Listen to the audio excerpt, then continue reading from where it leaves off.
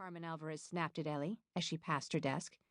"The numbers you gave me last night were all wrong. What's the matter with you, girl?" Ellie felt the floor move beneath her in a sway of nausea. She'd nearly been sick twice on the subway ride from her tiny Washington Heights studio apartment.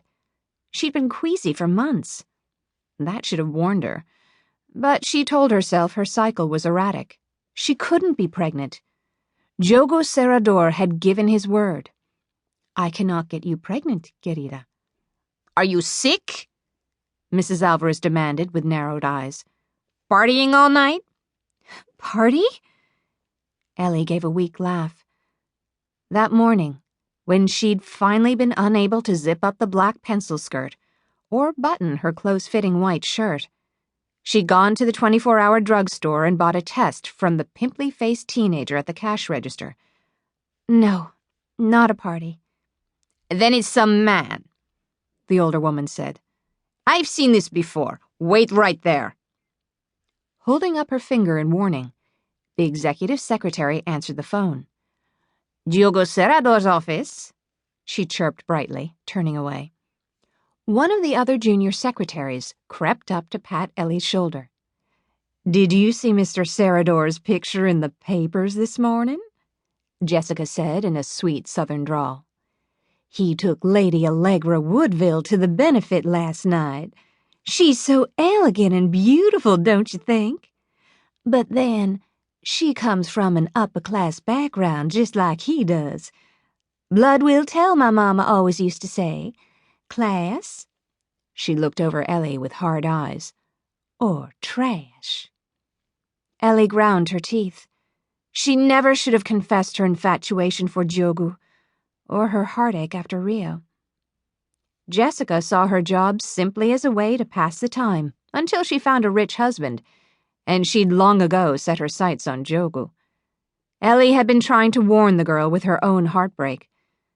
Instead, Jessica had spread malicious rumors all over the office.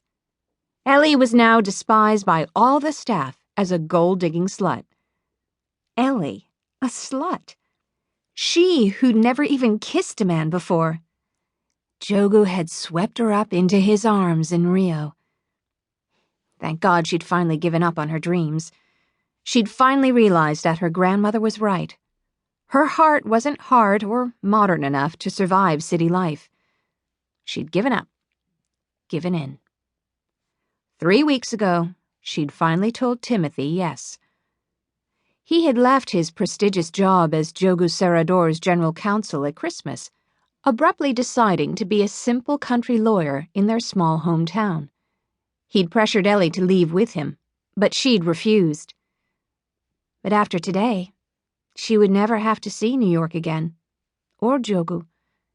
She would be married to a safe, respectable man who loved her, a man she could trust, assuming Timothy still wanted her when she was pregnant with another man's child. Mrs. Alvarez hung up the phone and turned to face Ellie. "I don't know what you've been doing in your spare time, but your work has been unacceptable. This is your last chance."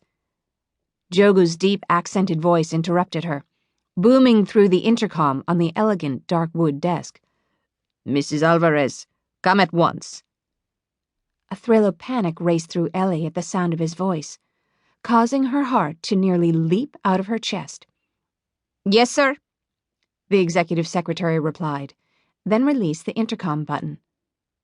Her critical eyes traced over Ellie's pale, sweaty face and shapeless dark dress. "I need you to create a new SWOT analysis on Changchun Steel in dollars."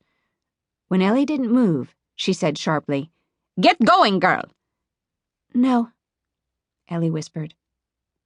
Mrs. Alvarez turned back with surprise and anger in her eyes. "What did you say?" Shaking but determined, Ellie faced down the older woman. "I need to see him." She looked dumbfounded. "Certainly not."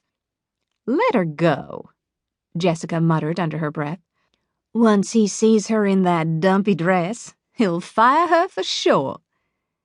Ignoring her hurtful comment, Ellie started toward the office door. "Stop right there!" Sputtering